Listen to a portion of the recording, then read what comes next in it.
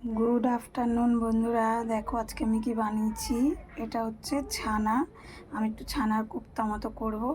তা আমি এটার মধ্যে দিয়েছি একটু বেসন, লঙ্কা গুঁড়ো, হলুদ গুঁড়ো, জিরের গুঁড়ো দিয়ে একটু মেখেছি।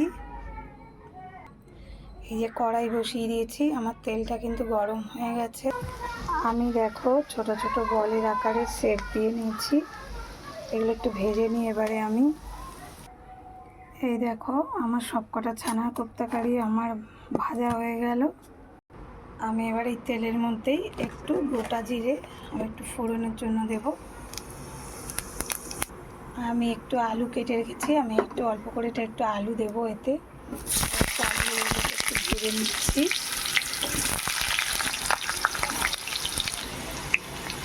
আলুটা ভাজার জন্য আমি এবার একটু অল্প করে একটু নুন দিয়ে দিলাম।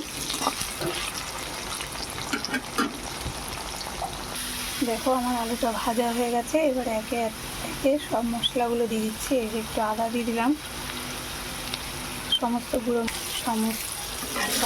দেখো মশলাগুলো অ্যাড করে দিয়েছি। জিরের গুঁড়ো, হলুদের গুঁড়ো, লঙ্কার গুঁড়ো একটু দিয়েছি, একটু টমেটো দিয়েছি, একটু আদা বাটা।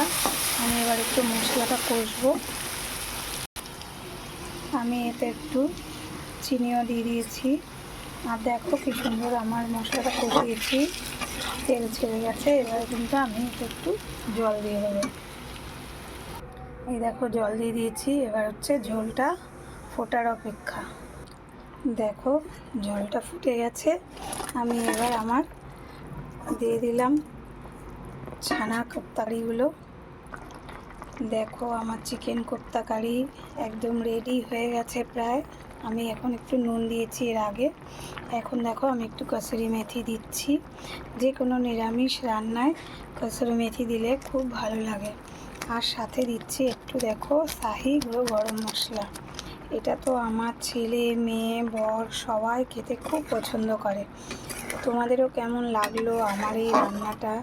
যদি ভালো লেগে থাকে আমাকে তাহলে একটু লাইক কমেন্ট করে জানিও। এটা খুব তাড়াতাড়িও হয়ে যায়, খেতেও খুব সুন্দর।